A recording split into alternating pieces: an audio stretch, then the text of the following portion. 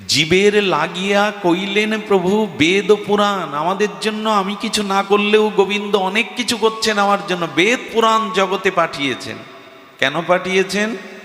তুমি নিজেকে চেনো না, তোমার স্বরূপ পরিচয় জানো না, কে তুমি। এই গীতা ভাগবত পড়লে শুনলে তোমার সেই স্মৃতি আসবে, আমি কৃষ্ণের আর কারো নই, আমি ভগবানের আর কারো নই। আচ্ছা, এই দেহটা পিতামাতা দিতে পারে, আত্মা দিতে পারে তো পিতামাতা? পারে কি? পারে না। এই রক্তমাংসের পিণ্ড শরীরটা পিতামাতা দিতে পারে, আত্মা দিতে পারে না। আচ্ছা, দেহ আত্মা সৃষ্টি করে না, আত্মা দেহকে ধরে রাখে, কোনটা?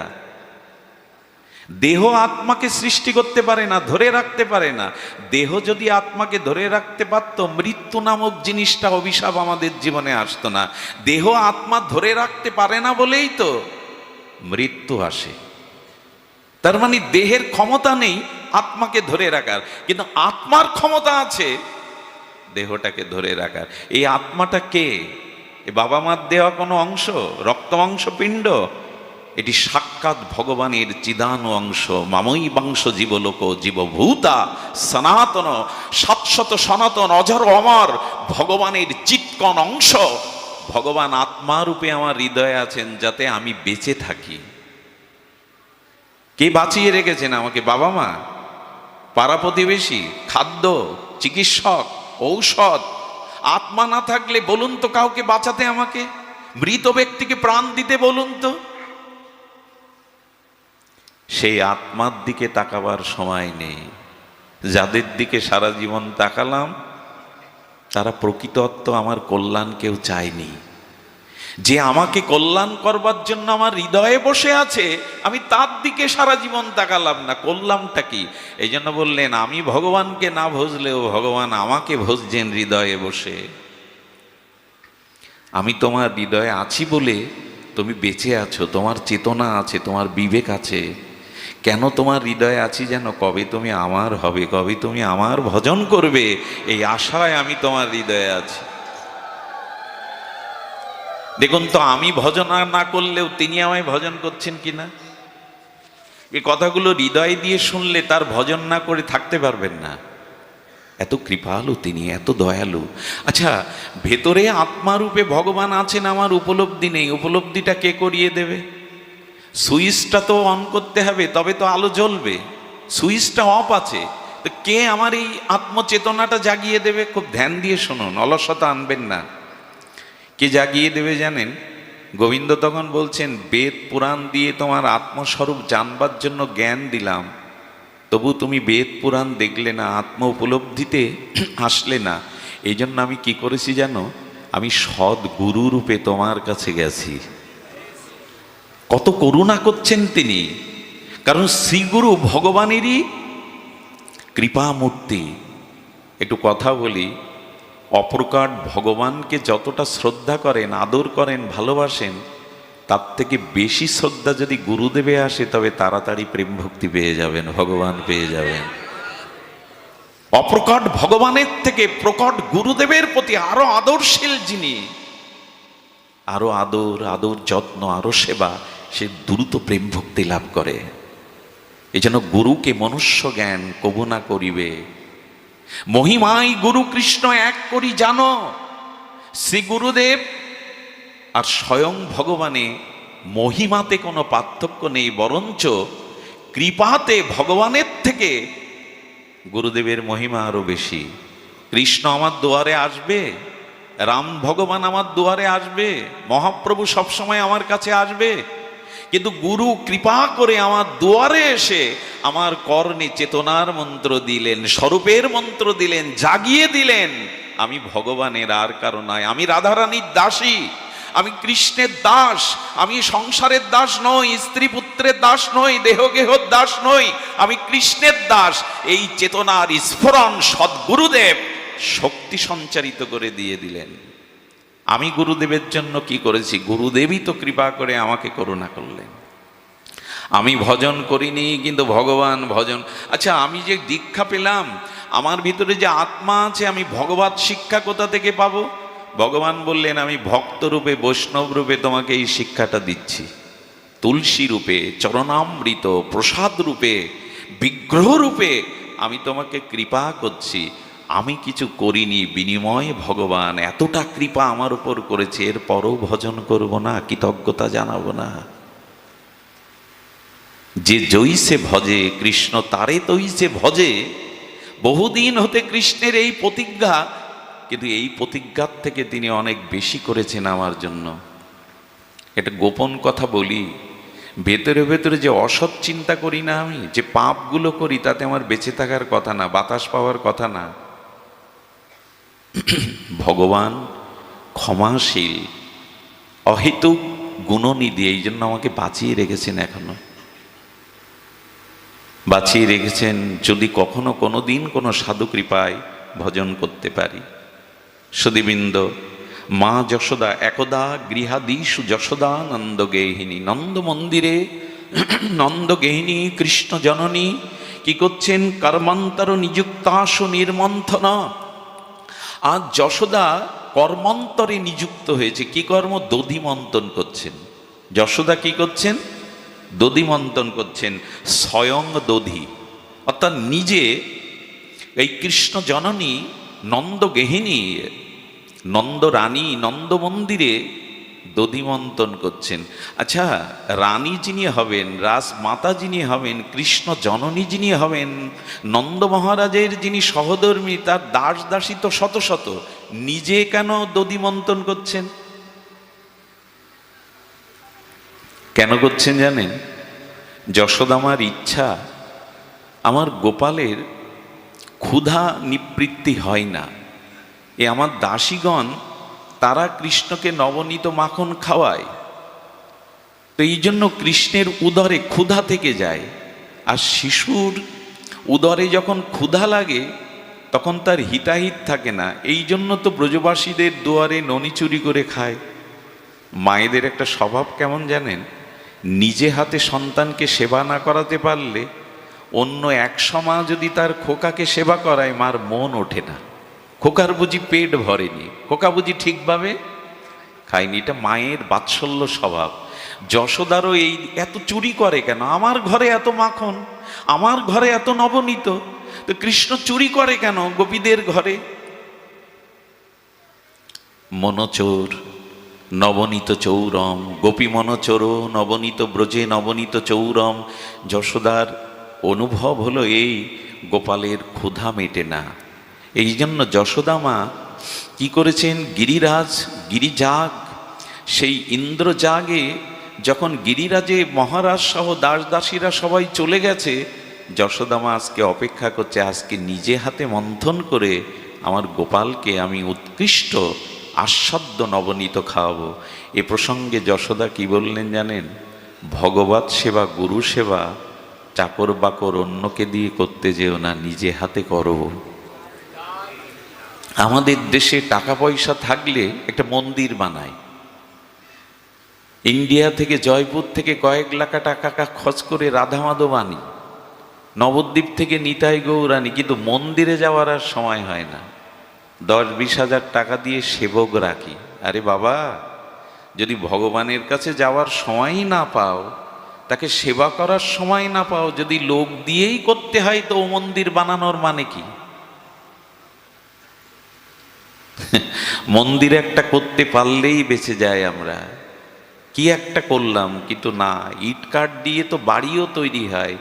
মন্দির মানে যেখানে ভগবানের সেবা হবে, আরাধনা হবে, যেখানে শাস্ত্র অনুশীলন হবে, ভজন সংকীর্তন হবে, এটাই মন্দির। ইট কাঠ দিয়েই তো কারো অট্টালিকা তৈরি করা, তা দেখে তো কেউ প্রণাম করে না। মন্দির মানেই শুধু ইট কাঠ দিয়ে ডিজাইন করা না, 2-5 তলা বানানো না, ওখানে নিত্য ভগবানের সেবা হতে হবে। সামর্থ্য থাকলে, অসুস্থ না হলে নিজে হাতেই করতে হবে। আরে সিদ্ধ বাবা নবদ্বীপে 150 বছর বয়স, চোখের পাতা ঝুলে এই পর্যন্ত পড়েছে। তো যখন ওই 150 বছরেও ভগবানের চরণে তুলসী দিতে যান, শিষ্যকে বলেন চোখের পর্দাটা একটু ওপরে টেনে তোলতো, আমি একটু দেখি রাধা মাধবের চরণটা কোথায়। ভাবতে পারেন এদের অনুরাগ। আরে গদাধর পণ্ডিত গোস্বামী ভগবানের গলে মালা দিতে গিয়ে মাজা পড়ে গেছে, বিদ্ধ হয়ে গেছে, মাজাটা সোজা হয় না, মালা দিতে গিয়ে মাঝে মাঝে মালা পড়ে যায়, হাতে পড়ে যায়, মালা গলে দিতে পারে না। একদিন বলছে, ও ঠাকুর তুমি পারো না, আমার কত কষ্ট হয় দেখো না, তুমি যদি একটু পদ্মাসনে না দাঁড়িয়ে বসে পড়তে তাহলে মালাটা তো গলায় দিতে পারতাম। এই কাঁদতে কাঁদতে ভগবানকে প্রার্থনা নিবেদন করেছে। সকালবেলা মন্দির দুয়ার খুলে দেখে তার দাঁড়ানো ঠাকুর পদ্মাসনে বসে গেছে মালা নেওয়ার জন্য। আরে নিজের অনুরাগ চাই ভজনে, ভজনে অনুরাগ চাই, লোক দিয়ে করলে ওটা হয় না। এই জন্য যদি অসুস্থ না থাকেন, সামর্থ্য থাকে, তবে নিজে হাতে গৌর গোবিন্দের গুরুদেবের সেবা করতে হয়। ব্যস্ত হতে হয় জীবনে, এমন ব্যস্ত যেন না হয় যে ভগবানের কাছে যাওয়ার সময় হয় না আমার। এর ব্যস্ততার কোনো মানে নেই। সংসারের পেছনে, অর্থের পিছনে দৌড়াতে হয়, ছেলে মেয়ের পিছনে এরকম দৌড়াবেন না যে হোঁচট খেয়ে পড়তে হবে। এত দৌড়ানো ভালো না, কিছুটা ভগবানের পিছনে দৌড়ান। মনে আছে তো, যশোদার হাতে যষ্টি আর কৃষ্ণ পালাচ্ছে, ধর ধর ধর, আজ তোকে সাজা দেবই। কৃষ্ণ তখন পিছনে দাঁড়িয়ে দেখছে মার গামটা দরদর করে বিন্দু বিন্দু শ্বেত ঘর্ম পড়ছে, নিতম্ব ভারী। মা যশোদার দৌড়াতে কষ্ট হচ্ছে, মা কে আর পারে ওই দুষ্টু চঞ্চল চপল কৃষ্ণ গোপালের লালার পেছনে দৌড়াতে। পদকর্তা বলছেন, কৃষ্ণ তুমি দেখছো না তোমার মায়ের কষ্ট হচ্ছে, তোমার পেছনে দৌড়াচ্ছে। ভগবান বললেন, আমার পেছনে যখন কেউ দৌড়ায় তখন আমার খুব ভালো লাগে, আনন্দ লাগে। বলে কেন লাগে? বলে সংসারের পিছনে, বিষয়ের পিছনে না দৌড়ে এখন আমার পেছনে দৌড়াচ্ছে, এই জন্য আমার ভালো লাগে। আপনাদের দেখছেন এখন রাধারানী, আপনাদের দেখছেন এখন গোবিন্দ, কেন জানেন? আপনারাও তার পিছনে দৌড়ে এসেছেন, কত দূর থেকে দৌড়ে তার পেছনে এসে। যেখানে ভাগবত সেখানেই স্বয়ং ভগবান। এই জন্য ভগবানের পেছনে দৌড়ালে ভগবানের ভালো লাগে, এই জন্য যে সংসারের পেছনে না দৌড়ে তুমি আমার পেছনে দৌড়াচ্ছ। আচ্ছা, দৌড়ে ভগবানকে ধরা যাবে তো? দৌড়ে পাবেন তো? ধরে দৌড়ান তো। ধরা না দিলে অধরাকে ধরা যায় না। চাঁদ আপনার হাতের মুঠোয় আসবে না, কোনোদিন আসবে না। ধরা না দিলে ধরা যায় না। কিন্তু গোবিন্দ বলছেন ধরার দুটো উপায়, ওই দৌড়ানোটা সাধনা, একটু আগে বললাম। আর যখন দৌড়াতে দৌড়াতে ক্লান্ত হয়ে বলবে আমার শক্তিতে তোমাকে পাবো না ভগবান, তুমি কৃপা করে ধরা দাও, যখন অহংকার দূর হবে, তোমার নিজ শক্তির গর্ব দূর হবে, তখনই কৃপা করে ভগবান ধরা দেবেন। সুধীজন, এই জন্য কর্মান্তর নিযুক্তাসু নির্মন্থন স্বয়ং দধি। যশোমতী মা নিজে মন্থন করছেন দধি, আর জগৎকে জানাচ্ছেন ভগবানের সেবা নিজে হাতে করো। সুধীজন, বহুবার বলেছি কথা, এ কথা আপনাদের বহুবার শোনা, তবু ভাগবত কথায় তৃপ্তি আসে না, পিপাসা মেটে না, নিত্য নিরন্তর পিপাসা বেড়ে চলে। আপনারা জানেন যশোমতী মা ভোরবেলা এই দধি মন্থন করছেন। কখন করছেন? ব্রাহ্ম মুহূর্তে, খুব ভোরবেলা। আচ্ছা ভোরবেলা, আচ্ছা অম্লযোগে দইটা, ঘোলটা থেকে দধি মাখন তুলতে গেলে, দই থেকে বা ঘোল থেকে মাখন, উৎকৃষ্ট আস্বাদু মাখন তুলতে গেলে কখন মন্থন করলে মাখনটা উৎকৃষ্ট বেশি বা সুস্বাদু হয়? ভোরবেলা। যারা মাখন তোলে না তারা ভোরবেলা দেখেন মন্থন করে, ভোরবেলা মাখনটা উৎকৃষ্ট ওঠে, আস্বাদ্য ওঠে, বেশি পরিমাণে ওঠে। আচ্ছা যদি দুপুরে মন্থন করেন, ওটা কেটে যাওয়ার সম্ভাবনা থাকে, উঠবে কিন্তু বেশি উঠবে না, উঠবে কিন্তু আস্বাদ্য হবে না। যদি সন্ধ্যাবেলায় মন্থন করেন, ও বিষ হয়ে যাবে, দুধ তখন কি হবে? টক বা বিষ হয়ে যাবে। সংকেত দিচ্ছে রসসা, যদি ভগবানকে ভজনাই করতে হয় তবে সকাল সকাল ভজনা করো, বেলা হয়ে গেলে টক হয়ে যাবে, বেলা হয়ে গেলে বিষ হয়ে যাবে, আর ভজনা করা যাবে না। সকাল সকাল ভজো। আর আমাদের হয়েছে সকালে ভজার হয়েছে, এখন মৃত্যুর কূলে দাঁড়িয়েও সায়ান্নে 80 বছরের বৃদ্ধ, 60 বছরের বৃদ্ধ বিদ্যাও বলে এখন আমার সময় হয়নি। আগে নাতি নাতনি দেখি আগে এদের শখ মিটিয়ে নি, তারপরে বৃন্দাবনে যাব, তারপরে রাধা রাধা বলবো। সকাল সকাল ভজন করতে হবে, নালে উঠবে না। বিকালে করতে গেলে, দুপুরে করতে গেলে টক হয়ে যাবে, কেটে যাবে, বিষ হয়ে যাবে, আর স্বাদ পাবেন না। এই জন্য প্রহ্লাদ মহারাজ বলেছেন, কৌমারাং আচারিত প্রাজ্ঞ ভাগবত ধর্মান। যদি ধর্মকর্ম করে নিজের উদ্ধার কল্যাণ করতে চাও, তবে কৌমার কিশোর বয়স থেকেই শুরু করো, শিশুকাল থেকে শুরু করো, বেলা গড়িয়ে গেলে হবে না। এই বাণীটা আমাদের হিন্দু সনাতনী হিন্দুদের বোঝানো যাচ্ছে না। ছেলে ইঞ্জিনিয়ার হবে, ডাক্তার হবে, উকিল হবে, মাস্টার হবে, ধর্মকর্ম থার্ড সাবজেক্ট, অষ্টম সাবজেক্ট। ওইটা পরে করিস, আগে পড়। এত পড়ছে যে পড়তে পড়তে পড়েই যাচ্ছে, দাঁড়াতে পারছে না, পড়েই যাচ্ছে, নৈতিকতাই পড়ে যাচ্ছে, আদর্শ থেকে পড়ে যাচ্ছে। এই জন্য ধর্মীয় শিক্ষাগুলো বাড়িতে শুরু করুন। আজ আর গুরুকুল নেই যে কৃষ্ণ বলরামের মতো, মহাপ্রভুর মতো, রঘুপতি রামচন্দ্রের মতো গুরুকুলে গিয়ে খালি পায়ে ব্রহ্মচর্য পালন করে, তপস্যার দ্বারা গুরুবাক্য পালন করে শাস্ত্র শিক্ষা গ্রহণ করবে। আজ গুরুকুল নেই, প্রতিটা বাড়িতেই গুরুকুল করুন, ধর্মীয় শিক্ষার ব্যবস্থা করুন। গীতা, ভাগবত, রামায়ণ, মহাভারতের তত্ত্ব নির্যাসগুলো তাদের জানতে দিন, নাহলে এরা পথ হারিয়ে বসবে। পথ তো হারিয়েই ফেলেছি আমরা। সুধীজন, শুধু বছরে একদিন ভাগবত দিয়েই জাতিকে জাগানো যাবে না, ছমাস অন্তর একদিন ভাগবত পাঠ করে হবে না। নিত্য নিরন্তর আমাদের গৃহগুলোকেই ভগবানের, আমাদের হিন্দুদের গৃহটাই তো আশ্রম।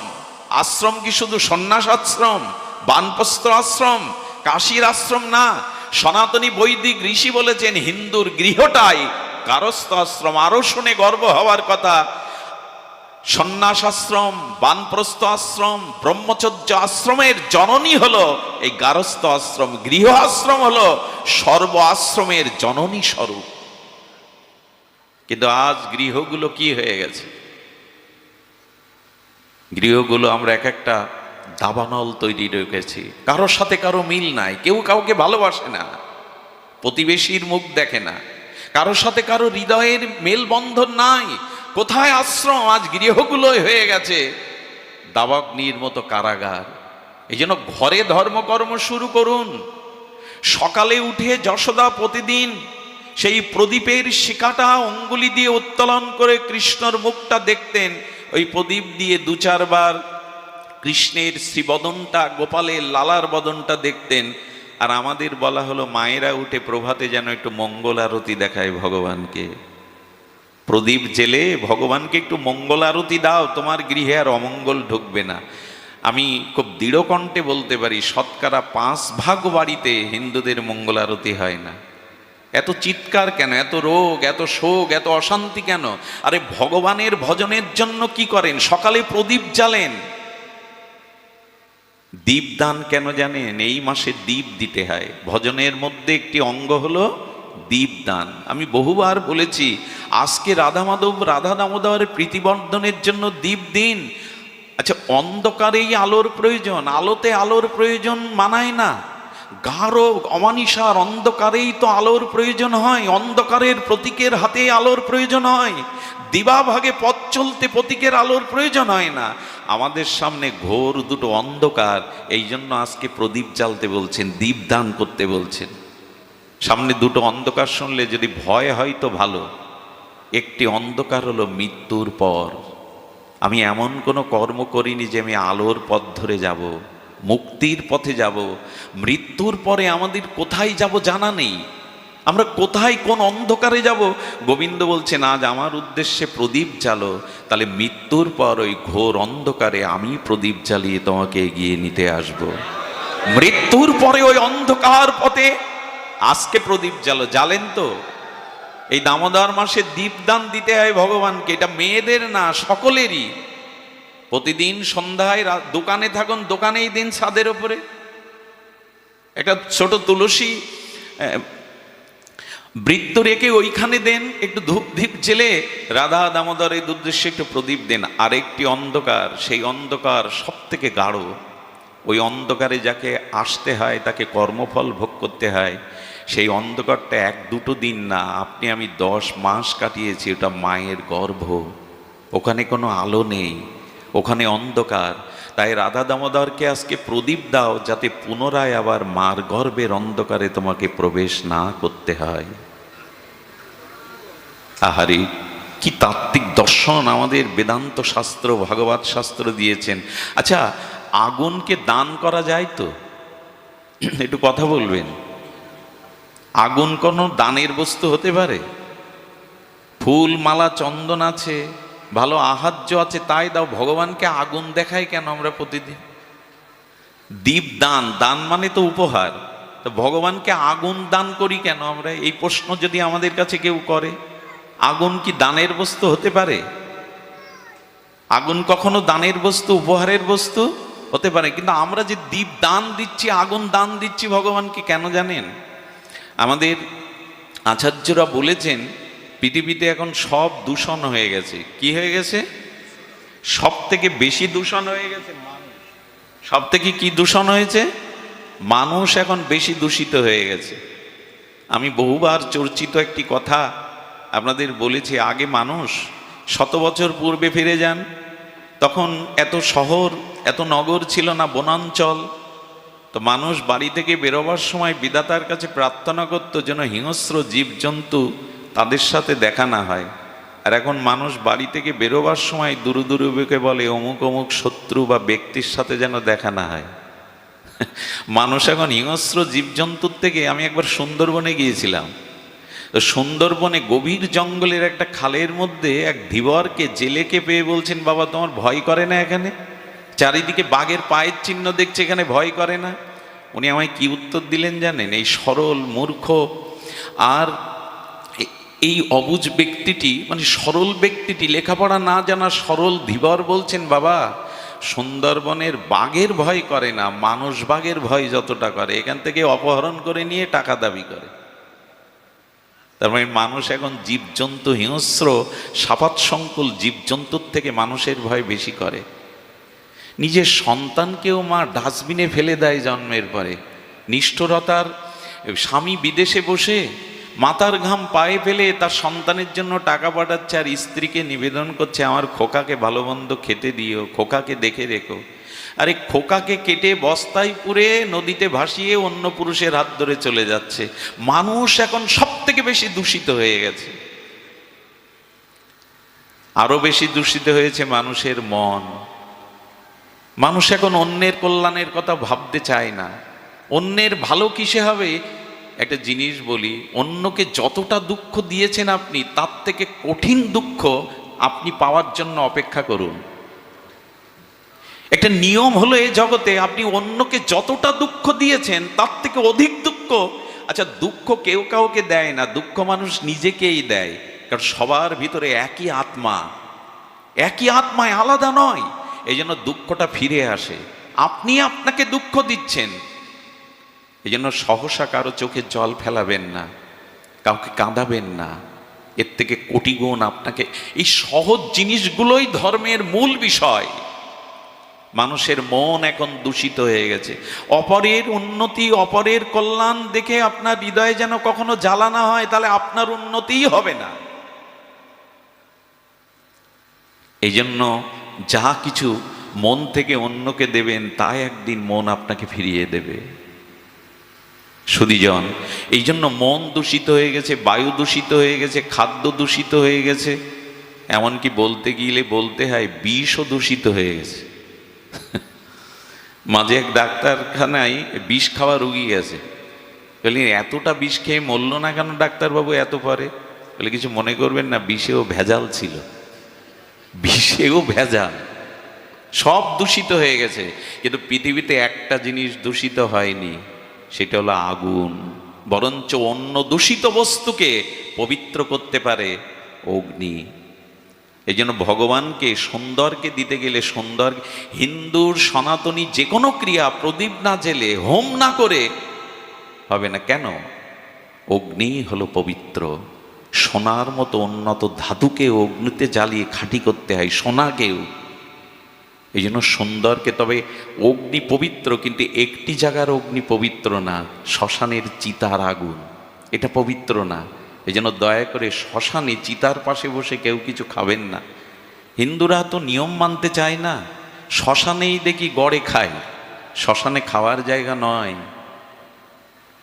চিতার আগুনটা পবিত্র নয়, এই জন্য শ্মশান ভূমিতে দাঁড়িয়ে খেতে হয়। বাইরে তাদের ডেকে অন্য জায়গায় খেতে দিন, শ্মশানে কোনো কিছু পাবেন না। আমরা যা পাই তা আর বললাম না, আমরা যা পাই তা বললে আসরই অপবিত্র হয়ে যাবে। এতটা অধঃপতন আমাদের। সুধীজন, এ কথা বলতে বসেনি, যশোদামা নিজে হাতে মন্থন করছেন। আর মন্থন করতে করতে কি করছেন? মন্থন করতে করতে কি করেছেন জানেন? মন্থন করতে করতে যশোদামা হাতকে বলছে, ওরে হস্ত, তুই গোবিন্দ সেবার জন্য, আমার লালার জন্য, কানাইয়ার জন্য, গোপালাইয়ের জন্য নিজ হাতে দধি মন্থন করছিস। হাতকে ডেকে ডেকে যশোদামা নিজের ভাবাবেশে বলছে, খুব মন দিয়ে শুনতে হবে, আমার আসতে 1 ঘন্টা খুলনায় জামে পড়েছিলাম, কেঁদেই ফেলার মতো, ফিরে চলো, সম্ভব না। তবু যখন ভগবান এনেছেন, একটু কষ্ট করলেও সংক্ষিপ্ত আলোচনা, আপনার বিশ্রামের একটু ধ্যান দিয়ে শুনুন। পরিশ্রান্ত শরীর, ক্লান্তি আসতে পারে, কিন্তু ভগবতী ক্লান্তি দূর করারই জায়গা। এখানে যেন ক্লান্তি ভর না করে, নিদ্রা ভর না করে। যশোমতী মা হাতকে বলছেন, তুমি তো আমার লালার জন্য, কানাইয়ার জন্য দধি মন্থন করছো, আচ্ছা মুখ তুমি কেন বসে থাকবে? তুমি আমার গোপালের পুতনামক্ষম লীলাগুলি গুনগুন করে কীর্তন করো। যশোদা মুখ দিয়ে গোপালের অতীত লীলাগুলো ভেবে ভেবে কীর্তন করছেন, আর মনকে বলছেন, হৃদয়কে বলছেন, তুমি কেন খালি বসে থাকবে, তুমি কেন শূন্য থাকবে, তুমি আমার ভগবানের লীলাগুলো স্মরণ করো। এতে কি বোঝা যাচ্ছে? ভজন যদি করতে হয়, ভগবানকেই যদি পেতে হয়, প্রেম ভক্তিই যদি প্রাপ্তির ইচ্ছা থাকে, তবে তনুমন প্রাণ দিয়ে ভগবানকে ডাকো।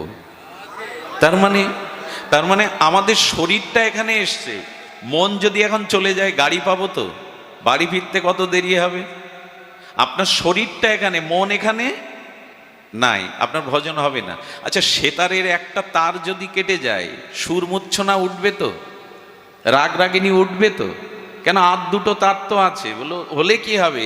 একটা তার শিথিল হয়ে গেলে, কেটে গেলে সুরমূর্ছনার ঝংকার উঠবে না।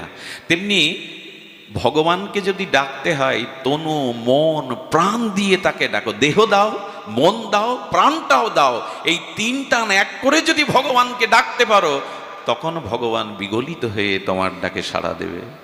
আমাদের শরীর থাকে তো মন থাকে না, মন থাকে তো শরীর সাড়া দেয় না, আর প্রাণ তো দিতেই পারি না তাকে। প্রাণ দিয়েছি সংসারকে। এই জন্য অনুরোধ করব, এই ঐক্য টানে, ত্রয়ী টানে ভগবানকে অনুরাগ দিয়ে ডাকুন। তনুমন প্রাণ দিয়ে ডাকা কেমন জানেন? এই ঘটনাগুলো আমি প্রতিদিন বলতে শুরু করেছি, কেননা হৃদয়ে স্পর্শ করে। নরসিংহ মেহতা, এই নরসিংহ মেহতার মেয়ে দেখতে আসবে আজ। আর ছেলেপক্ষ, পাত্রপক্ষ বলেছে, মেয়ে পছন্দ হলে একেবারেই আমরা পাকা কথা দিয়ে যাব। আচ্ছা, নরসিংহ মেহতা গোবিন্দের ভজন করেন, এই জন্য সংসারে অভাব লেগে থাকে। ভজন করতে বসলে আর সংসারের কথা কিছু মনে থাকে না, কি খাবে মনে থাকে না। প্রেমিক ভক্ত তো, অনুরাগী ভক্ত তো, ভজনে ডুব দিয়ে দেয়। আরে তার স্ত্রী বলছে, যাও কারো কাছে একটু টাকা ধার করে মেয়ের জন্য একটা ভালো কাপড় আর অতিথিদের জন্য কিছু আহার্য উপাচার কিছু নিয়ে এসো, অপমান হব কি? মেয়ে তো পার করতে হবে।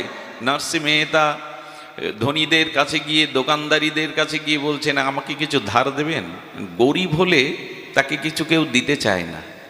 তো সবাই যখন ফিরিয়ে দিয়েছে, এক শেঠ বলছেন, মানে এক ধনী ব্যবসায়ী বলছেন, বাবা আমি তোমাকে দিতে পারি, একটা কাপড় কেন, তুমি যা চাইছো দিতে পারি, কিন্তু তোমাকে একটা ভজন শোনাতে হবে, তোমার শ্রীমুখের ভজন একটু শুনবো। ওই যে ভজনে বসে গেছে বাবা, 1 ঘন্টা 2 ঘন্টা 3 ঘন্টা চোখ বন্ধ করে চোখের জলে তার গিরিধারী লালের ভজন করে চলেছে। কি জন্য এসেছিল, কি কাজ, একেই বলে ভজন। আর মনে নেই। যখন বেলা 3টার দিকে চোখ খুলেছে, তখন উনি জিজ্ঞাসা করছেন ভেজা চোখে, আমি কি জন্য এসেছিলাম আপনার কাছে, এখানে কেন ভজন করছি? বলে, আপনার মেয়েকে দেখতে আসবে, কিছু বস্ত্র উপচার আহার্য দরকার ছিল। বললো, যা, তা তো আমার স্মরণেও নেই। ভজন করতে করতে এইভাবে বেলা কোথায় চলে গেছে, ক্ষুধা নেই, তৃষ্ণা নেই, একেই বলে ভজন। আর এরূপ ভক্তের জন্য ভগবান কি করেন জানেন? উনি বিফল মনোরথে বাড়ি ফিরেছেন। কন্যাকে পাত্রস্থ করার দায়িত্ব আমার উপরে, আমি পিতা, আমি দায়িত্ব পালন করলাম না। গৃহে যেই এসেছে, স্ত্রী ছুটে এসে বলছে, ওগো তুমি এই শাড়িটা কোথায় পেয়েছো? এই যা কিছু আজকে পাঠিয়েছো, এই উপচার, এ কোথা থেকে নিয়েছো? ওদের পছন্দ হয়েছে, ওরা মেয়ের বিয়ের কথা, পাকা কথা দিয়ে গেছে, আর আহার্য আস্বাদন করে ওরা পরম তৃপ্তি পেয়েছে। মনে করছে আমার স্ত্রী আমাকে ঠাট্টা করছেন, কিছুই তো আনিনি। বললেন, তোমার চোখে জল কেন? আমি তোমাকে উপহাস করছি না। যা বিশ্বাস না হয় দেখে এসো, মেয়েটা শাড়ি পরে দেখে এসো, যে শাড়ি তুমি পাঠিয়েছো যার দ্বারা। ঘরে গিয়ে কি দেখলো জানেন? ঘরে যেটা দেখলো, চোখের জলে ওখানেই লুটিয়ে পড়েছে নার্সি মেহতা। ওনার গুরুদেব একবার বৃন্দাবনে ওনাকে রাস দেখিয়েছিলেন। রাসে রাধারানী যে শাড়িটা পরেছিল, সেই শাড়িটা কৃষ্ণকে দিয়ে রাধারানী পাঠিয়ে দিয়েছে। যাও, আমাদের ভজন করছে ও তোমার ভজনে রত আছে, যাও ওর গৃহে ওর দায়িত্ব পালন করে এসো। এটাই কলিযুগের ঘটনা, 405 বছর আগের ঘটনা। এটা ত্রেতা যুগে, দাপরের নয়। গোবিন্দ নিজে এসে রাধারানীর শাড়িটা দিয়ে গেছেন, প্রসাদী শাড়ি। আর সমস্ত উপচার পাটি, রাধারানীর শাড়ি যার অঙ্গে, তাকে পছন্দ করবে না কে জগতে? লুটিয়ে পড়েছে। ঠাকুর ঘরে গিয়ে বললেন, কে বলেছে তোমায় মাথায় করে বইতে? কে বলেছে তোমায় এমনি করে বইতে? আমি তো বলিনি তোমায়। কেন আমার জন্য সংসারের দায়িত্ব তুমি মাথায় করে নিলে? এটা আর কোনোদিন করবে না। আজও দায়িত্ব নেন তিনি। এরকম কত দৃষ্টান্ত জগতে আসে। তিনি দায়িত্ব নেন, শুধু দরকার তনু মন প্রাণ দিয়ে তাকে ডাকা। তার মতো আমার মঙ্গল চিন্তায় জগতে কেউ করে না, করতে পারেও না। সুধীজন, এই জন্য মা যশোদা হাত দিয়ে গোপালের যখন নবনীত, আর মন দিয়ে যখন লীলা স্মরণ করছেন, মুখ দিয়ে যখন তার গুণকীর্তন করছেন, এই গোবিন্দ চিন্তন, এই গোবিন্দ লীলা স্মরণ, এই গোবিন্দের সুরময় সঙ্গীত মূর্ছনায় ভেদ করে, আর স্বর্গ ব্রহ্মালোক ভেদ করে, সমস্ত বৈকুণ্ঠ ভেদ করে গোলক বৃন্দাবনে সেই সুর চলে গেছে। আর গোবিন্দ কি করেছে জানেন? আর গোবিন্দ শুভ্র বিছানায় শুয়েছিল, মায়ের এই তনুমন প্রাণ দিয়ে অনুরাগের ভজনে। গোপাল তখন উঠেছে। গোপাল উঠে এসে পেছনে মার আঁচল ধরে টানছে আর কাঁদছে, ও মা, মা, মা যশোদা, মা। মা শুনতে পাচ্ছেন, ওই যে গোবিন্দের গুণকীর্তন করছে, হাতে দধিমন্থন করছেন, মনে মনে গোবিন্দের লীলা স্মরণ করছেন। এ জগতে তো আর নাই, ডুবে গেছে সেই ভজনের মধ্যে, ভজন রসের মধ্যে। ভগবান পেছন থেকে ডাকতে ডাকতে, ক্ষুধায় কাতর হয়ে কাঁদতে কাঁদতে অশ্রু গড়িয়ে পড়ছে। আর রাত্রে মা যে তার আকর্ণ বিস্মৃত কমল পত্র স্বরূপ তার যে নয়নে কাজল দিয়েছিল, ওই চোখের জলার কাজল মুছতে মুছতে একটা অদ্ভুত রূপ মাধুর্য শ্রী গোবিন্দের বদনে, লালার বদনে ফুটে উঠেছে। ভগবান কাঁদছে আর আঁচল ধরে টানছেন। সুখদেব গোস্বামী ঝঙ্কার তুলছেন তত্ত্বের, এই দেখো, ভক্ত শুধু ভগবানকে ডাকে না, ভগবানও ভক্তকে ডাকে। এই দেখো জগৎ, যদি তনুমন প্রাণ দিয়ে ভগবানকে ভজন করতে পারো, ডাকতে পারো, তুমি ডাকো না, ভগবানও মাঝে মাঝে তোমায় ডাকে। এই দেখো যশোদার আঁচল ধরে গোপাল ডাকছে তাকে। তবু এদিকে সার নেই, এদিকে চেতনা নেই। কিন্তু সন্তানের ক্রন্দন, মায়ের বুক ফেটে যায়। হঠাৎ করে যশোদা একটু মন্থন ক্রিয়া মন্থর করার পরে দেখে কে যেন কাঁদছে পেছনে দাঁড়িয়ে। দেখছে গোপাল। গোপাল এমনি করে কাঁদছে, কতক্ষণ কাঁদছে, কাজলটা ধুয়ে গেছে চোখের জলে, একটা অদ্ভুতভাবে মুখের সৌন্দর্য ফুটে উঠেছে। গোপালকে কোলে নিলেন, স্তনের দুগ্ধ অমৃত পান করালেন। সুখদেব বলছে, বা কি ভাগ্য যশোদা, কোন সাধনা করেছিলে? আপ্তকাম পুণ্যকাম সরট বিভু ভগবান, আজ তোমার স্তনে ক্ষুধার্ত কাতর হয়ে দুগ্ধ পান করছে। এই আমাদের ভগবান। তাকে যদি চান এমনি করেই তিনি আপনাকেও পুত্ররূপে ধরা দিতে পারেন। যশোদার মতো প্রেম বাৎসল্য প্রীতি যদি আজও কারো মায়ের হৃদয়ে জাগে, তবে ভগবান সেই বাৎসল্য প্রেমে সাড়া দিয়ে, কেমন সাড়া দেওয়া জানেন? একটু ধ্যান দিয়ে শুনুন, লীলাটি আমার খুব হৃদয়ে স্পর্শ করে। আমাদের গোবর্ধনে, গিরিরাজ গোবর্ধনে, ওখানে শ্রীনাথজির মন্দির। শ্রীনাথজি হলো স্বয়ং প্রকট বিগ্রহ। বৃন্দাবনের কিছু বিগ্রহ কেউ হাতে করে তৈরি বা নির্মাণ করেনি, যেমন গোবিন্দজি, রূপগোস্বামীর গোবিন্দজি নিজে প্রকট হয়েছেন, যেমন মদন মোহন নিজে প্রকট হয়েছেন, যেমন আমাদের গোপীনাথ, মদন মোহন, গোবিন্দজি, রাধারমন, এরা নিজেই প্রকট হয়েছেন, কেউ তাকে প্রকাট করেনি, স্বয়ং প্রকাট হয়েছেন। তেমন শ্রীনাথজিও গোবর্ধনে নিজে প্রকাট হয়েছিলেন। সেই শ্রীনাথজিরে ভজন দিয়ে আনন্দ দিতেন, ভজন করতেন। আমাদের ভজন করতেন শ্রী কুম্ভনাথ। এই কুম্ভনাথ ভগবানের অষ্টসখার মধ্যে একজন, মানে ভগবানের সাথে তার সম্পর্ক সখ্য রসের, সখা, বন্ধু, সুহৃদ। তো ভগবানের সাথে খেলতেন, কথা বলতেন, তাকে খাওয়াতেন। কি হয়েছে জানেন? আহা, একটু মন দিয়ে শোনার জন্য অনুরোধ করছি। হঠাৎ একদিন কুম্ভনাথ ভজন করতে করতে দেখে শ্রীনাথজির গাল দিয়ে লালা পড়ছে, লালা গড়িয়ে গড়িয়ে বুকে বিন্দু বিন্দু পড়ছে, লাল গাঢ় লালা। আরে শ্রীনাথজি, আরে লালা, তোমার জিহ্বা দিয়ে মুখ দিয়ে লালা পড়ছে কেন? বলল লোভে। বলে তোমার কি লোভ হয়েছে আমাকে বলো, তুমি বলছো না লালা দেখছি কদিন ধরে লালা পড়ছে। বলে জানো কুম্ভন, এক মা আসে, এক মা ভাগবত শুনতে শুনতে শুনেছে গোপীরা দধি দুগ্ধ দোহন কালে, ওই দধিটা জমানোর কালে কৃষ্ণের চিন্তা করত, কবে কৃষ্ণ ঘরে সেই নবনীত পাবে, এই ননি পাবে। এমনি করতে করতে ওই নিবেদনের প্রসাদ গোবিন্দ পাওয়ার জন্য গোপীদের ঘরে ননি চুরি করতে যেতেন। এই পাঠ শুনে এই সরল মায়ের মনেও হয়েছে আমিও এমনি করে গোপালের জন্য দধি পেতে আর ছিকেই টানিয়ে রাখবো, কবে গোপাল আমার ঘরে এসে ননি চুরি করবে। তাই প্রতিদিন কি করে জানেন? দুধটা জাল দিয়ে, শর্করা দিয়ে খুব গাঢ় করে, সর করে, মাখন করে বা ক্ষীর করে একটা মাটির ভাণ্ডে করে এনে প্রতিদিন শ্রীনাথজির মন্দিরের সামনে পদ্মা তুলি দিয়ে বলো, এই দেখো গোপাল, এই দেখো তোমার জন্য কত মধুর, কত আস্বাদ্য ক্ষীর মাখন করে এনেছি, আর এটা ঘরে ছিকিয়ে টানিয়ে রাখবো, তুমি কিন্তু আমার ঘরে যাবে। এইভাবে লোভ দেখিয়ে যায় ও প্রতিদিন। আহা, কি ভজন দেখুন। বলি এইখানে দেব না, আমার ঘরে গিয়েই পেতে হবে তোমায়। এই সরলতাই ভগবান পাওয়ার উপায়। আর সেই লোভে ভগবানের জিহ্বা দিয়ে লালা পড়ে গো মা। লক্ষ্মী দেবী যার চরণ সেবা করে তৃপ্ত হন না, অন্নপূর্ণা যাকে সেবার জন্য ব্যাকুল হয়ে থাকেন, প্রার্থনা করেন, তার কোনো জিনিসে লোভ হয় তো? বললো লোভটা মাখনের প্রতি না ভগবানের, লোভটা দ্রব্যের প্রতি না। ওই দ্রব্যের মধ্যে ভক্ত যে ভক্তি মিশিয়ে দিয়েছে, ওই ভক্তির প্রতি গোবিন্দের লোভ। ভগবানের কোনো বস্তুর প্রতি লোভ নয়।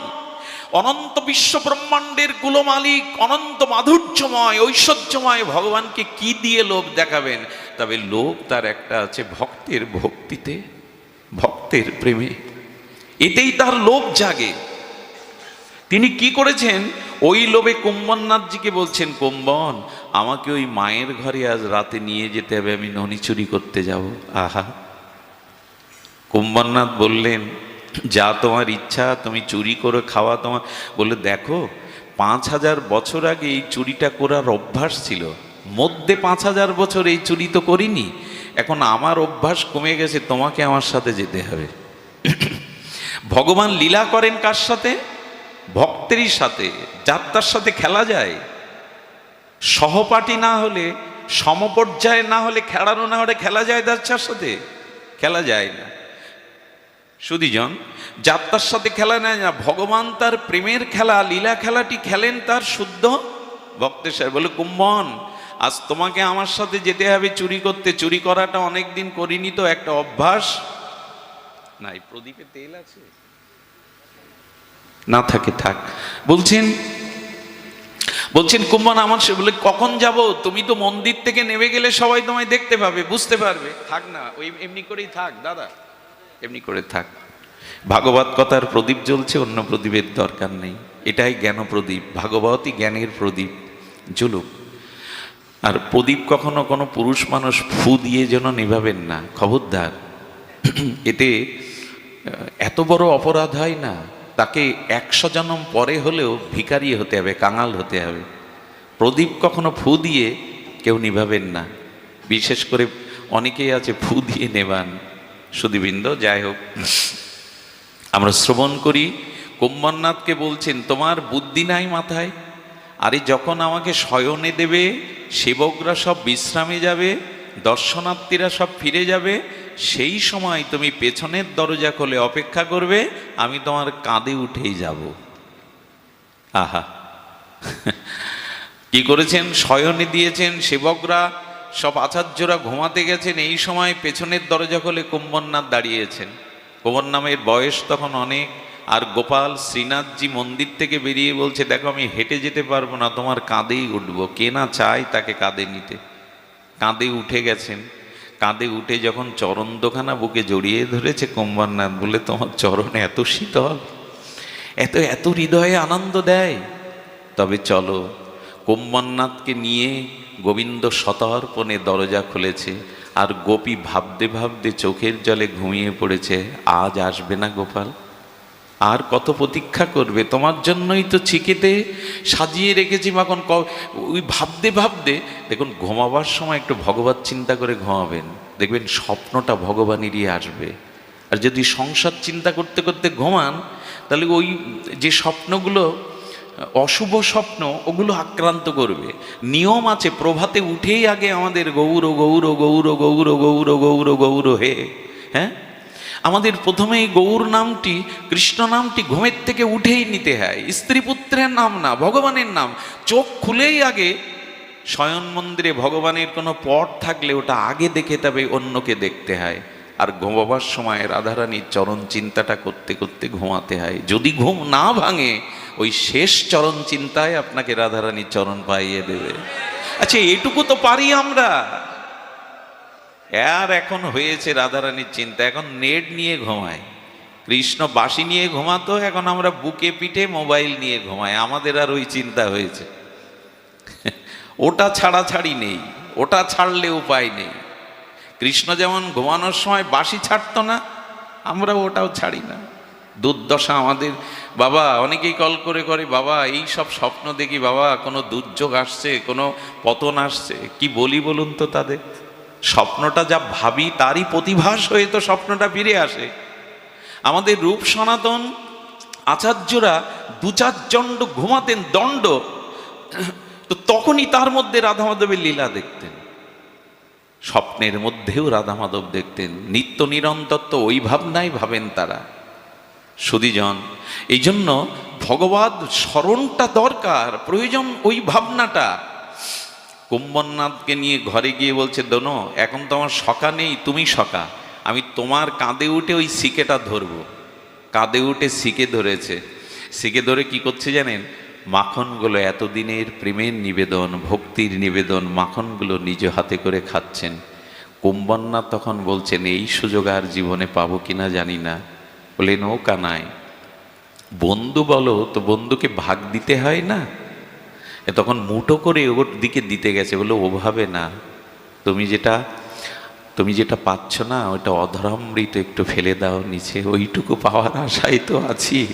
তোমার অধরামৃত, আপনারাও যদি গোবিন্দের রাধারানীর অধরামৃত পেতে চান, পেতে পারেন, আজও পেতে পারেন।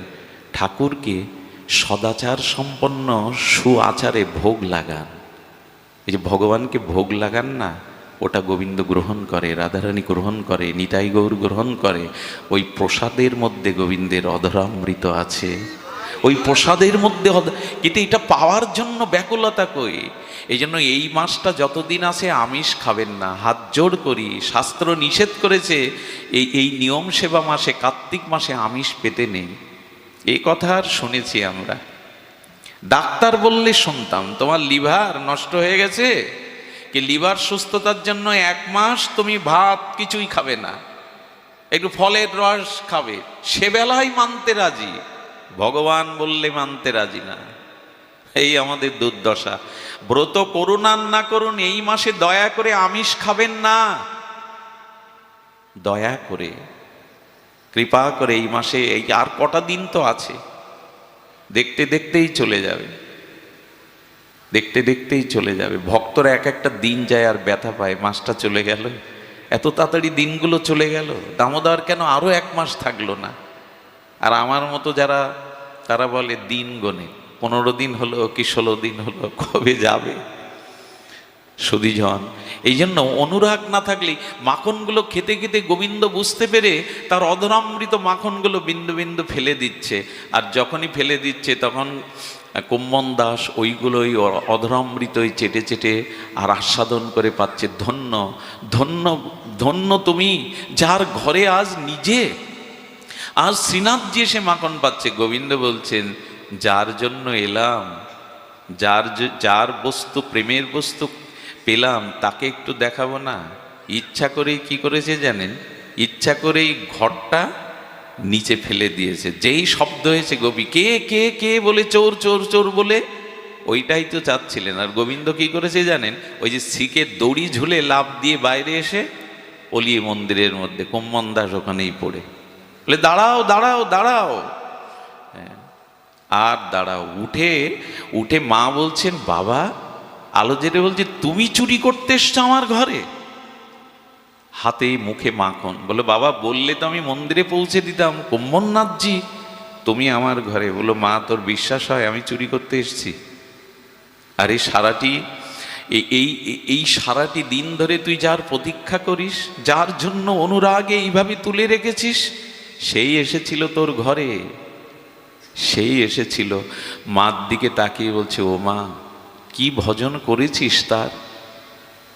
সঙ্গে সঙ্গে কুম্ভনাথ এই মায়ের চরণে পড়ে গেছে। মা, তোর চরণ ধুলি দে, কি তোর অনুরাগ, কি তোর ব্যাকুলতা, আজ তোর মাখন চুরির জন্য স্বয়ং গোবিন্দ তোর ঘরে এসেছে। মা, ধন্য তুই, ধন্য।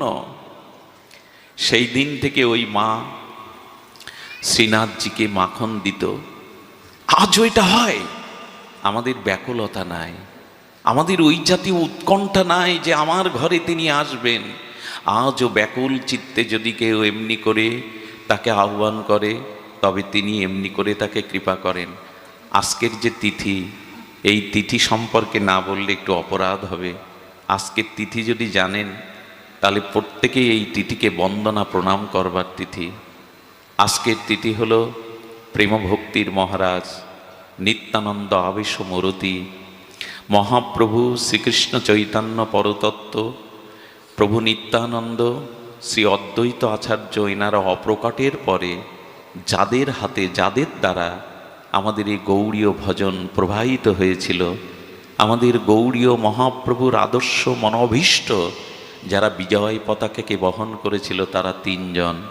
মহাপ্রভুর দ্বিতীয় আবেশ অবতার শ্রীনিবাস আচার্য প্রভু, নিত্যানন্দ আবেশ প্রেমমূরতি শ্রী শ্রী ঠাকুর নরোত্তম দাস, আর একজন হলো অদ্বৈত প্রভুর আবেশ মূরতি আমাদের শ্যামানন্দ প্রভু। 3টি নাম উচ্চারণ করলেই প্রেম হয়। কি কি বললাম? মহাপ্রভুর দ্বিতীয় কলেবর শ্রীনিবাস আচার্য প্রভু, আর নিত্যানন্দ প্রভুর আবেশ প্রেমমূরতি ঠাকুর নরোত্তম দাস মহাশয়, আর অদ্বৈত প্রভুর আবেশ মূর্তি হলেন শ্যামানন্দ প্রভু। এই 3 জন মহাপ্রভুর লীলা অব্যবহিত পরে গৌড়ীয় প্রেমভক্তি প্রচার এদের 3 জনের দ্বারা প্রচার হয়েছিল। গোস্বামী গ্রন্থের প্রচার এদের দ্বারাই হয়েছিল। এই জন্য এই 3 জনকে বিশেষ রূপে আমাদের স্মরণ করা দরকার। এর মধ্যে সর্বোত্তম অনন্য নিত্যানন্দ আবেশ মূরতি প্রেম ভক্তির মহারাজ মহাপ্রভুর প্রিয় পরিকর গৌড়ীয় আচার্য কুলতিলক প্রেমভক্তি মহারাজ ঠাকুর নরোত্তমের আজ তিরোভাব তিথি। আজ ঠাকুর নরোত্তমের তিরোভাব তিথি। কারুণ্য দৃষ্টি সমিতাশ্রী তমর্তকোটি রাম্যধার দতি সুন্দর দ্বন্দ্বকান্তি শ্রীমান নরোত্তমম মুখম ভুজম মন্দহাসং লাস্যম ততাতরিদিমে বিতারাং আস্বাদনম। কে এই ঠাকুর নরোত্তম? এবং আমাদের বঙ্গদেশের এই বাংলাদেশের মানুষের ভাগ্য মহাপ্রভুর এমন একজন প্রিয় পরিকর নিত্যানন্দ আবেশ মূরতি তিনি এসেছিলেন আমাদের এই বঙ্গদেশে। কত বড় ভাগ্য আমাদের। আজকে সারা বিশ্বের গৌড়ীয় বৈষ্ণব তাকিয়ে আছে আমাদের এই বঙ্গদেশের দিকে। কোথায় জানেন? প্রেমতলিতে। আজকে তাকিয়ে আছে প্রেমতলিতে। সারা বিশ্ব বৈষ্ণব, গৌড়ীয় বৈষ্ণব তাকিয়ে আছে এই বঙ্গদেশে, স্মরণ করছে। আজ রাধাকুণ্ডে বসে বাবাজি মহারাজরা আমাদের খেতুরের চিন্তা করছেন। কারণ অবিভক্ত ভারতবর্ষের আমাদের মুর্শিদাবাদের এপারে যে পদ্মা, এই পদ্মার তীরে রাজশাহীর খেতুরি গ্রামে রাজা কৃষ্ণানন্দ রাজ পরিবারে এসেছিলেন। উনি রাজা কৃষ্ণানন্দ আর ভাগ্যবতী মা নারায়ণীর গর্ভে আলো করে এসেছিলেন ঠাকুর নরোত্তম। কিন্তু আসবার আগে যে ঘটনা ঘটিয়েছিল সে ঘটনা পরম অলৌকিক দিব্য ঘটনা। আপনারা জানেন মহাপ্রভু একবার রামকেলিতে এসেছিলেন। এই রামকেলিতে এসে উনি গঙ্গার অববাহিকা পথ ধরে এসেছিলেন আমাদের পদ্মায়। আর পদ্মায় এসে রাজশাহীর পদ্মার ওপারে দাঁড়িয়ে প্রিয় ভক্তগণকে সঙ্গে নিয়ে মহাপ্রভু ভাবাবেশে আর ওপারের দিকে দু ভুজ উত্তোলন করে আজানুলম্বিত বাহু উত্তোলন করে ডাকছে নরু নরু নরোত্তম নরোত্তম নরু নরোত্তম। প্রভু ব্যাকুল হয়ে ডাকছেন কাকে? ভক্তরা বলছে ভক্তদের মধ্যে তো নরু বলে কারো নাম নাই, নরোত্তম কি তবে কৃষ্ণের আরেকটি নাম? প্রভু কৃষ্ণকেই ডাকছেন ব্যাকুল হয়ে? না, কৃষ্ণকে ডাকছে না। নরোত্তম তখনও জগতে আবির্ভূত হয়নি, আসেনি। আসার আগে প্রভু, কত বড় ভাগ্যবান গো, আসার আগে প্রভু দুবাহু আজানুলম্বিত ভুজ বাড়িয়ে ব্যাকুল হয়ে ডাকছে নরু নরু নরোত্তম নরোত্তম বলে ডাকছে। ভক্তরা ব্যাকুল হয়েছে। মহাপ্রভু কি করলেন? ডাকতে ডাকতেই পদ্মার বুকে তিনি নেমে পড়লেন। নাভি সমান জলে প্রভু পদ্মার বুকে দাঁড়িয়ে প্রভুর প্রেম নয়ন থেকে বিন্দু বিন্দু প্রেমাশ্রু খরিত হচ্ছে। প্রভু কাঁদছেন কেন? পদ্মার বুকে দাঁড়িয়ে কেন কাঁদছেন জানেন? হে পদ্মা, আমার এই চোখের জল নয়, আমার হৃদয়ের জমানো যত প্রেম ভক্তি আর চোখের জলে বিগলিত করে আমি তোমার কাছে দিচ্ছি। আমার মহাপ্রভুর প্রেম দান দেখুন, যে এখনো জগতে আবির্ভূত হয়নি, আসেনি, তার জন্য ব্যাকুল হয়ে ডাকছেন চৈতন্য প্রভু। এবং বলছেন লীলাচলে যেতে যেতে নিত্যানন্দের প্রেমস্রোত যে প্রেম আমি হৃদয়ে ধারণ করে রেখেছি, আমি সেই জমাট বাঁধা প্রেমকে চোখের জলে বিগলিত করে পদ্মা তোমার কাছে দিয়ে যাচ্ছি। পদ্মা তখন প্রকট হয়ে বললেন, প্রভু আমার এত বড় ভাগ্য নাই, এত বড় তপস্যা নাই, তুমি আমাকে চরণ রেখেছো, এতেই আমি প্রেম পেয়ে গেছি, এতেই আমার কল্যাণ হয়ে গেছে। আর প্রভু তুমি যে চরণ ধুলি দিলে না পদ্মার বুকে, আজ থেকে যারা তোমার এই চরণ ধুলির বিশ্বাসে চরণামৃত মনে করে পদ্মায় অবগাহন করবে, তাদেরও গৌর প্রেম হবে। তোমার চরণ ধুলি তো মিশানো আছে, তাদেরও প্রেম। আজ লক্ষ লক্ষ মানুষ পদ্মায় স্নান করছে কেন জানেন? তাদের ওই বিশ্বাস মহাপ্রভুর চরণ ধুলি এই পদ্মায় পড়েছিল। ভগবানের চরণ ধুলি আমাদের ধুলোর মতো না যে ওটা নষ্ট হয়ে গেছে। মাটির নিচে সোনা রাখলে নষ্ট হয় না, 1000 বছরেও মহাপ্রভুর চরণ ধুলি নষ্ট হয় না। পদ্মায় যদি কখনো যান একবার স্নান করবেন ওই বিশ্বাসে, পদ্মাতে স্নান করছে এই বিশ্বাসে না, আমার গৌর হরির চরণ ধুলি মাখানো আছে চরণামৃত। সুধীজন চোখের জলে প্রেম গচ্ছিত রেখে যাচ্ছেন। পদ্মা তখন প্রকাট হয়ে বললেন, প্রভু তোমার চরণ দিয়ে ধন্য করলে, কিন্তু এই চোখের জলে যে প্রেম, এই প্রেম আমি পাওয়ার তো কোনো যোগ্যতা রাখি না। বললেন, পদ্মা এই প্রেম তোমার জন্য নয়, আমি তোমার কাছে গচ্ছিত রাখছি।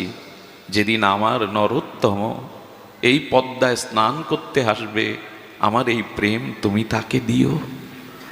আহা, এই বঙ্গদেশে এই খেতুর গ্রামে রাজা কৃষ্ণানন্দের পুত্র মা নারায়ণীর গর্ভ কোলাহল করে এসেছিলেন ঠাকুর নরোত্তম দাস মহাশয়। সাক্ষাৎ নিত্যানন্দ প্রেম, মহাপ্রভুর বিগলিত প্রেম। খেতুরে একবার যাবেন, প্রেমতলিতে আজকে যারা ওখানে আছে না, আমি মনে মনে তাদের চরণটা চিন্তা করছি, ওগো ওখান থেকে একটু পাঠিয়ে দাও আমাদের জন্য, যারা গেছো ভাগ্যবান। প্রেমতলিতে আজকে প্রেমের উচ্ছ্বাস বইছে, পদ্মায় আজ প্রেমের উচ্ছ্বাস বইছে। রাধাকুণ্ড থেকে বাবাজিরা পর্যন্ত মনে করেন আমাদের ভাগ্য হয়নি, যাদের হয়েছে তাদের নমস্কার, তাদের প্রণাম। প্রেমতলির জায়গাটা গেলে, তমালটা দেখলে আজও মনে হয় প্রভু এসেছিলেন এখানেই। এই ধুলাতে, এই মাটিতে, এই গৌর চরণের প্রেম ধুলিকণা মেশানো আছে। পদ্মা বললেন, প্রভু তোমার নরোত্তমকে তো আমি চিনি না, তো আমাতে তো লক্ষ লক্ষ নরনারী স্নান করতে আসে, আমি কি করে বুঝবো যে তোমার নরোত্তম এসেছে যে এই প্রেম তাকে দেব? আচ্ছা, যুক্তিবাদী লোককে বিশ্বাস করানো যাবে তো এই কথা যে চোখের জলে প্রেম কারো জন্য পদ্মার বুকে রাখা যায়? সব কিছু যুক্তি দিয়ে মাপতে যাবেন না, সব কিছু বিচার করতে যাবেন না। প্রেমের জগৎটাই অমন, ভগবানের প্রেমের ভজনের জগৎটাই, ওখানে যুক্তি খাটে না, ওখানে আছে শুধু নিবেদন, চোখের জল, ওখানে আছে শুধু বিশ্বাস। সব কিছু যুক্তি দিয়ে মাপা যায় না। সেই প্রেম পদ্মা হৃদয়ে রেখে দিলেন। এদিকে আবির্ভূতা হলেন নিত্যানন্দ আবেশ প্রেমমূরতি শ্রী শ্রী ঠাকুর নরোত্তম দাস মহাশয়। এই প্রেম ভক্তির মহারাজ এলেন।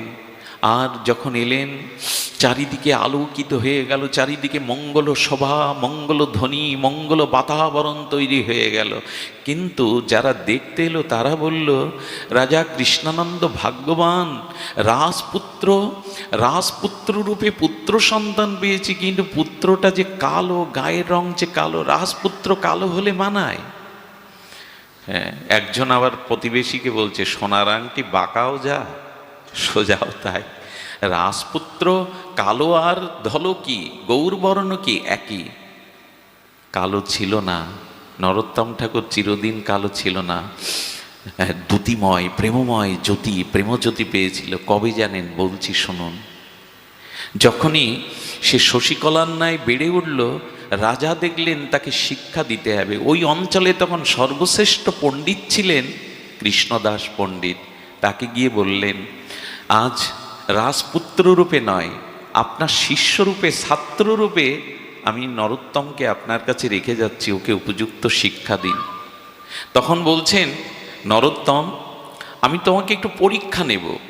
এই পরীক্ষা, তুমি ক খ গ ঘ এইটি লিখে দিলেন অক্ষরগুলো, তুমি এর এই ক খর কোনো অর্থ বা প্রতিশব্দ লেখো। কি লিখলেন জানেন নরোত্তম?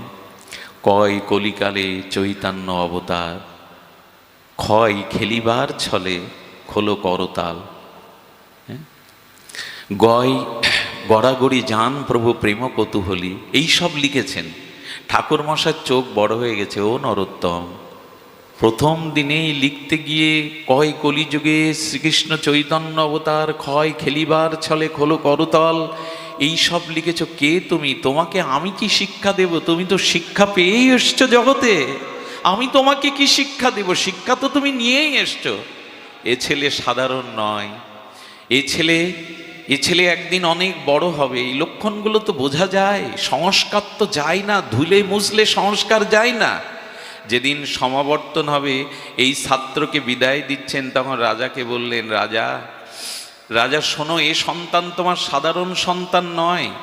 অন্নপ্রাশনের দিনে সামনে অনেক জিনিস রাখতে হয়, রাখে না? টাকা রাখে, শাস্ত্র রাখে। ওমা, রাখতে রাখতে হাত দেবে না, ভাগবতকেই জড়িয়ে ধরেছে অন্নপ্রাশনে। বললেন সকলে, ইনি ভাগবত প্রাণ হবে। আচ্ছা, যখন অন্নপ্রাশনে মুখে অন্ন দেবে, সেই অন্নের জন্য অনেক আমিষ ওখানে দেওয়া আছে, আর মুখে ওই দিকে তাকায় না।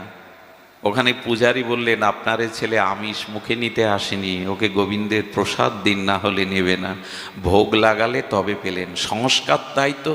এই যে যারা ভাগবত শুনতে আসেন না, যারা একটু তিলকমালা নিয়েছেন, যারা একটু অর্ধেক ভগবানের ভজন সাধন করেন, এটা আপনাদের এক জন্মের ভাগ্য না, এক জন্মের সৌভাগ্যে পথে আসা যায় না। একমাত্র এক জন্মের সৌভাগ্যে ভগবানের রুচি হয় না, নামে রুচি হয় না, হরি কথাতে অভিরুচি হয় না। বহু নাম জন্ম নামান্তে জ্ঞানবানাং প্রপদ্যতে বাসুদেব সর্বমিতি সমহাত্মা সুদুর্লভ। অনন্ত জন্মে সুকৃতি সৌভাগ্য না থাকলে পথে আসা যায় না, সদ্গুরুদেবের চরণাশ্রয় করা যায় না, ভগবত ভজনে রুচি আসে না, অনেক জন্মের সৌভাগ্য। সুধীজন, এই জন্য এমনি করে বেড়ে উঠল। শিক্ষক বললেন, এই পদ্মাতে একবার যেও নরোত্তম। শ্রীকৃষ্ণ চৈতন্য এই পদ্মায় চরণ ধুলি দিয়ে গেছেন, কিন্তু প্রেম রেখে গেছেন এটা তো কারো জানার কথা নয়। তুমি একবার যেও। গৃহে এসে রাজাকে বলছেন, রাজা কৃষ্ণানন্দকে বলছেন যে বাবা, আমি পদ্মায় স্নানে যাব, এই ইচ্ছাটা পূর্ণ করতে হবে। তখন বলে, হ্যাঁ যাবে, আমি সেনাপতি সৈন্যদের দিয়ে পাঠাচ্ছি, তোমাকে পালকিতে করে নিয়ে যাবে। বলে, না বাবা, পালকিতে পদ্মায় যাব না। তো কি করে যাবো? হেঁটে যাবে? বললেন, না, হেঁটেও যাব না। বলি, হেঁটে যাবে না, পালকিতে যাবে না, তো কিভাবে যাবে? কি বলল জানেন? বাবা, যে মাটিতে আমার গৌর হরি চরণ চিহ্ন রেখেছেন, সে মাটিতে আমি গড়াগড়ি দিতে দিতে যাব পদ্মায়। যদি অঙ্গে ওই ধুলা আমাকে প্রেম হয়, আমি ধুলাতে লুটা চড়তে যে। কৃষ্ণানন্দ বলছেন, এইভাবে কেউ যায়? বলল, বাবা, এইভাবেই যেতে দিতে হবে, আমার এই ইচ্ছা পূর্ণ করতে হবে। সুধীজন, উনি পেছনে সেনা পাঠালেন, সেনাপতিদের পাঠালেন, যাও, ছেলেটা পদ্মায় যাচ্ছে, উন্মত্ত পদ্মায়, ওর দিকে লক্ষ্য রেখো। যখন পদ্মার তীরে গেছে, পদ্মার তীরে গিয়ে চোখে জল এসে গেছে। এইখানেই দাঁড়িয়েছিলে তুমি, এখানেই আমাকে ডেকেছিলে, হে পদ্মা, তোমাতে আমার প্রভুর চরণ ধুলি মাখানো আছে। একটা কথা বলি, জলে নামবার আগে আগে পাটা দিবেন না। জলে নামবার আগে না, ওই জলে কত মহাপুরুষ হয়তো স্নান করেছেন, জলটা আগে মাথায় দিয়ে নামবেন জলে। এটা এখনো পুরনো দিনের মানুষরা করে। আমাদের বর্তমান প্রজন্মের ছেলে মেয়েকে আমরা এইসব শিক্ষা দিতে পারিনি। কিন্তু জলে বা নদীতে, তীর্থে কোথাও স্নান করতে গেলে আগে বন্দনা করে নিয়ে প্রণাম করে মাথায় একটু জল দিয়ে তবে নামতে হয়, এটাই নিয়ম। তো উনি বন্দনা করছেন, জল মাথায় দিলেন, দিয়ে যখন নেমেছেন, এই নামার সাথে সাথে কি বলেছিল? পদ্মা জিজ্ঞাসা করেছিল, হাজার হাজার নরনারী আসে, তোমার নরোত্তম এসেছে, বুঝবো কি করে যে এই প্রেম তাকে দেব? মহাপ্রভু বলেছিলেন, যাহার পরশে তুমি অধিক উচ্ছলিবা, নরোত্তম জানি তাকে এই প্রেম তুমি দিবা। যেদিন যার স্পর্শে তোমার অধিক তরঙ্গ উঠবে, উচ্ছ্বসিত তরঙ্গ উঠবে, জানবে এই নরোত্তম। যেই নরোত্তম পদ্মায় নেমেছে, নরোত্তমের প্রেমের ছোঁয়া পেয়ে পদ্মা উচ্ছ্বসিত তরঙ্গে জল বাড়তে লাগলো। আর সেই জল বাড়তে বাড়তে পদ্মার বুকেই কেড়ে নিল নরোত্তমকে। ধন পেলে কেউ আর দূরে রাখে, পদ্মা কেড়ে নিয়ে ডুবিয়ে দিল। বাইরে তো সবাই চিন্তা করছে, কোথায় গেল রাজ ছেলে? ভেসে গেল, প্রমত্ত পদ্মার স্রোতে ভেসে গেল। সঙ্গে সঙ্গে নিচে গিয়ে দেখে ওখানে মা পদ্মা দেবী বসে আছেন। মা, তুমি? বলে, হ্যাঁ, এখানে তোমার চরণ জল শুধু নাই, এখানে তোমার জন্য গৌর সুন্দর প্রেম রেখে গেছে, সেটাই আমি লুকিয়ে রেখেছি, তোমায় দেব বলে। নাও, এই প্রেম নাও। সেই প্রেম পেয়ে নরোত্তম যখন উঠলেন, ওই যে গায়ের রং কালো ছিল না, প্রেম পেয়ে কয়লাটা আগুনের মধ্যে দিলে, আগুনের মধ্যে রাখলে কি হয়? রং কালো থাকে না। সোনা গলালে যেমন উজ্জ্বল ও কান্তি হয়, ওই কাঁচা গলা সোনানোর মতো উজ্জ্বল রং হয়। কালো কোথায় গেল ব্যাখ্যা আমরা করতে পারবো না। তেমনি প্রেম পেয়ে নরোত্তম গৌর বরণ হয়ে গেল, দুবাহু বাড়িয়ে দিল, প্রেমে উন্মত্ত হয়ে হা গৌর চোখের জলে। প্রেম যারা পায় তাদের কিছু লক্ষণ আছে। ওই প্রেমে উন্মত্ত হয়ে ওপরে উঠল। যখন বাড়ি এলো গৌর গৌর গৌর বলতে বলতে, এসেই ব্রজে যাব এই চিন্তা। রাজার চোখে জল এলো, রাজপুত্র হয়েও বুঝি এই ছেলেকে আমি আর ঘরে রাখতে। একদিন রাতের অন্ধকারে সব ঐশ্বর্য ছেড়ে ব্রজের পথে খালি পায়ে গেল। 3 দিন মুখে কিছু দেয়নি, অজ্ঞান হয়ে পড়ে গেছে। গৌর বলতে বলতে মহাপ্রভু ব্রাহ্মণের রূপ ধরে এসে কোলে তুলে নিয়েছেন নরোত্তমকে। যখন জ্ঞান ফিরল, বলে কে আপনি? বলে আমি এই গ্রামের একজন ব্রাহ্মণ। তুমি পড়েছিলে বৃন্দাবনে যাবে না? বলেন আমি বৃন্দাবনে যাব, আপনি জানলেন কি করে? বলেন তোমার চোখ মুখ দেখে বুঝতে পারছি তুমি ব্রজের পথে চলেছ, তবে এই দুধটা পেয়ে নাও। না আমি পাবো না, ব্রজে না। বলে পেয়ে নাও, বৃন্দাবনে যারা যাবেন তারা এরকম ব্যাকুলতা নিয়ে যেতে হবে। সুধীজন দুধটা পাওয়ালেন, দুধ পেয়ে বললেন আমি রাজার ছেলে, অনেক দুধ পান করেছি, এমন মধুর আস্বাদন তো পাইনি কোনোদিন। আসলে মহাপ্রভু এই দুধটা তাকে, যে তার পথে ওঠে সহযোগিতা তিনিই করেন। যেতে যেতে স্বপ্নতে রূপ সনাতন দেখা দিলেন। ও নরোত্তম, যে তোমাকে দুধ খাইয়েছে উনি সাধারণ কেহ না, ও কে জানো? মহাপ্রভুই তোমাকে ব্রাহ্মণ বেশে দুধ খাইয়ে গেছে, যাও বৃন্দাবনে। এই বৃন্দাবনে গিয়ে জীব গোস্বামীর চরণে পড়লেন, আমাকে দীক্ষা দিন, আমাকে আশ্রয় দিন। জীব গোস্বামী বললেন আমি জেনেছি রূপ সনাতন তোমায় কৃপা করেছে, আমি জেনেছি চৈতন্য প্রভু তোমাকে দুধ খাইয়েছে, আমি তোমার যোগ্য গুরু নই। যদি যোগ্য তোমার কোনো গুরু থাকে তবে রূপ সনাতনের সমকক্ষ যাও, সেই বিরক্তি প্রধান, আর তুমি চলে যাও। চলে যাও কার কাছে? ওনার গুরুদেবকে, লোকনাথ গোস্বামী। খবরদার লোকনাথ বাবা ভেবে বসবেন না। লোকনাথ বাবা হলো আমাদের বারুদির লোকনাথ মহাযোগী বাবা, আর ইনি হলেন লোকনাথ গোস্বামী। লোকনাথ গোস্বামী বিরক্তি প্রধান, ওই সেই ঝাড়ের মধ্যে থাকে, তার রাধা বিনোদকে নিয়ে কাউকে শিষ্য করবে না, কাউকে দীক্ষা দেবে না। ফিরিয়ে দিলেন, আমি কাউকে শিষ্য করব না, শিষ্য করলে তাকে উদ্ধার করতে হয়। উনি নিজেই রাধা বিনোদের সেবায় ঝাড়ির মধ্যে ঘর বাঁধিনি, কুঠিয়া বাঁধিনি, মাদু করে করে যা পায়, আর ওই ঝাড়ির মধ্যে রাধা বিনোদকে রেখে রাত দিন রাধারানীর চরণ চিন্তা করে। নরোত্তম রাজার ছেলে। আচ্ছা আমার কাছে যদি কোনো রাজপুত্র দীক্ষা নিতে আসতো, ফিরাতাম তাকে? রাজার ছেলে দীক্ষা নিতে আসছে, কিন্তু এদের স্বভাব দেখুন, এরা ওইভাবে দীক্ষা দেয় না। সুধীবৃন্দ, নরোত্তম ঠাকুর যে কাজ করেছিলেন আপনাদের জানা। লক্ষ্য করুন, রাত 2টোর সময় উঠে লোকনাথ গোস্বামী বাহ্য, তখন তো বৃন্দাবনে কুঠির নির্মাণ হয়নি, একটি খালি জায়গায় যখন মলমূত্র ত্যাগ করতেন, ঠাকুর নরোত্তম ঝুড়ি নিয়ে আর কি করতেন জানেন? হাতে করে মলমূত্র কেটে ওই জায়গাটা লেপন করে দিতেন। এই করতে করতে লোকনাথ গোস্বামী বলেন আমার অলক্ষ্যে এই সেবা, কে আমাকে অপরাধী করছে, কে ওরা কারোর সেবা নিতে চাইতেন না। একদিন অন্ধকারে লুকিয়ে দেখে রাজপুত্র নরোত্তম হাতে করে আমার মলমূত্র কাটছে। এত ত্যাগ, এত বৈরাগ্য, চোখে জল এসে গেল। নরোত্তম পারবো তো আমরা এভাবে গুরু সেবা করতে? পারবো তো? হাতে করে মলমূত্র কাটেন, কবে গুরুদেব কৃপা করবে? তোমার কৃপা না হলে তো পাবো না। এসে বললেন স্নান করে এসো যমুনা থেকে, আমি কৃপা করব। সেই দিন লোকনাথ তাকে কৃপা করলেন, মঞ্জুরি স্বরূপ দিলেন। আজকে সেই ঠাকুর মহাশয়ের তিরোভাব তিথি আমরা বারবার প্রণাম করি আর বলি হে প্রেম, হে প্রেমময়, তুমি দিতে এসেছিলে আমাদের প্রেম, তার একটি পথ আমরা একটুখানি আস্বাদন করে আমরা আজকের পাঠ বিশ্রাম রাখি। তিনি কি বলেছিলেন? ঠাকুর নরোত্তম আমাদের কাছে এই নিবেদন করেছিলেন। কি নিবেদন? হরি হরি কবে হবে বৃন্দাবনবাসী।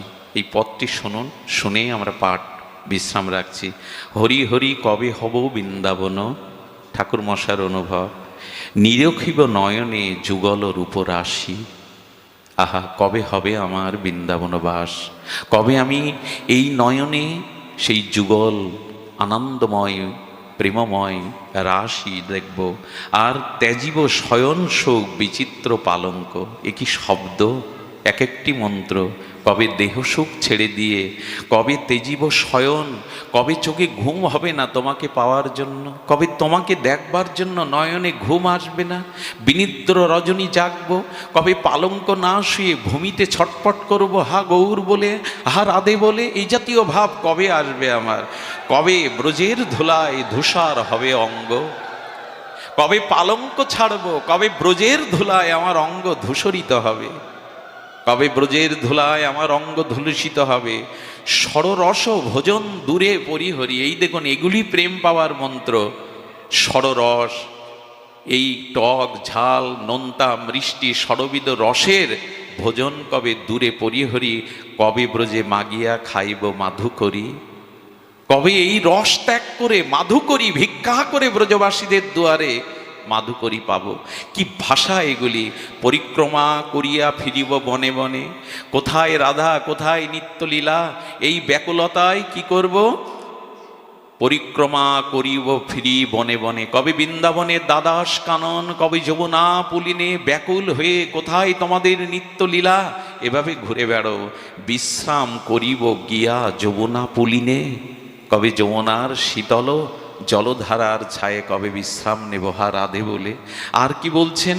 বলছেন তাপ দূর করিব শীতল বংশী বটে, কবে কুঞ্জে বসিব বৈষ্ণব নিকটে। এই দেখুন, কবে বংশী বটে শীতল ছায়ায় বসবো, আর কবে এদের মতো বৈষ্ণবের নিকটে গিয়ে বসবো, এদের মতো বৈষ্ণবের সঙ্গ আমি কবে পাবো।